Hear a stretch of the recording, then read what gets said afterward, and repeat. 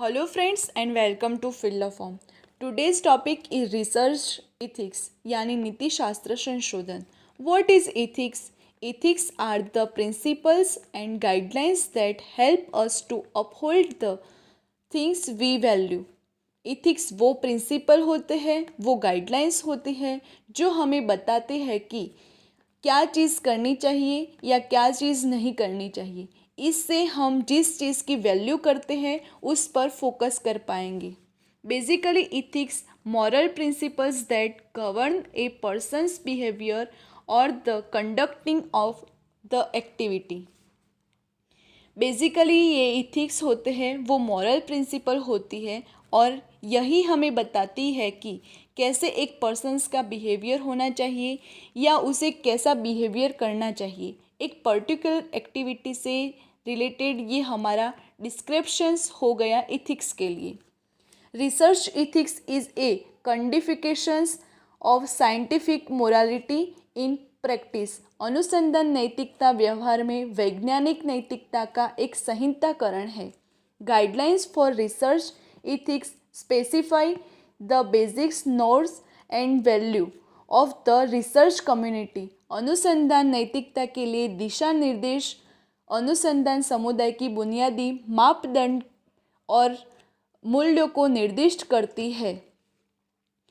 They are based on general ethics और of science just as general ethics of morality of society as lurk.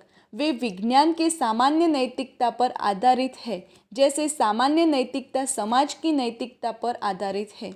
Basically research ethical guidelines and principles में क्या क्या follow up करना चाहिए. Honesty in reporting data, honesty in results, honesty in methods uses, honesty in procedure, honesty in publication status. जब हम research करते हैं तब डेटा को गैदर करते टाइम ऑनेस्टी होना ज़रूरी है. Objectivity to avoid bias in experimental design, analysis, interpretations and peer review. जब भी हम रिसर्च करते हैं तब ऐसे कई बायस होते हैं जो कि रिसर्चर्स को परेशान करते हैं. तो हम कह सकते हैं कि हमें बायस या पूर्व अनुमान ना लगाना चाहिए.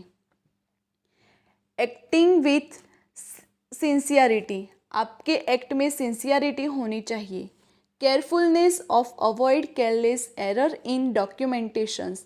आपके जो भी डॉक्यूमेंट्स होते हैं उसमें केयरलेस एरर को हटाकर केयरफुलनेस रखनी चाहिए जिससे एरर ना हो.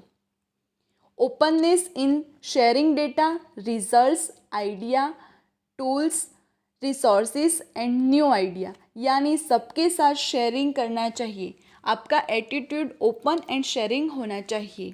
आई होप आपको रिसर्च इथिक्स के ये अच्छे से समझ आए होगी. Thanks for watching this video. Have a nice day. Take care. Bye friends.